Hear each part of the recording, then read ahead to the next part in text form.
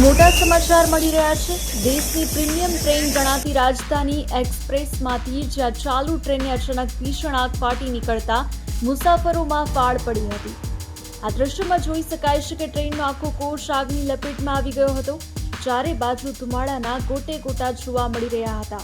આગ એટલી ભીષણ હતી કે જોતજોતામાં આખા ડબ્બાને લપેટમાં લઈ લીધો હતો। મુસાફરો પોતાનો જીવ બચાવવા સામાન છોડીને ટ્રેનમાંથી નીચે ઉતરી ગયા હતા, પરંતુ મોટી દુર્ઘટના ઘટતા રહી ગઈ। આ ઘટના સ્થળે હાજર રેલવે સ્ટાફ અને સ્થાનિક લોકોએ ભારે જહેમત ઉઠાવી હતી। રેલવે કર્મચારીઓએ સમય સૂચકતા વાપરીને તાત્કાલિક ફાયર એક્સ્ટિંગ્યુટર અને પાણીની પાઇપો વડે આગ પર કાબુ મેળવવાનો પ્રયાસ હાથ ધર્યો અને અન્ય ડબ્બાઓને સુરક્ષિત રીતે અલગ કર્યા હતા। પ્રાથમિક માહિતી મુજબ શોર્ટ સર્કિટના કારણે આગ લાગી હોવાનું અનુમાન છે। સદનસીબે આ ઘટનામાં કોઈ જાનહાનિના સમાચાર નથી। રેલવે વિભાગ દ્વારા આ મામલે ઊંડી તપાસના આદેશ આપવામાં આવ્યા છે। દેશ અને દુનિયાની આવી જ અપડેટ્સ માટે જોતા રહો ગુજરાત સુરક્ષિત।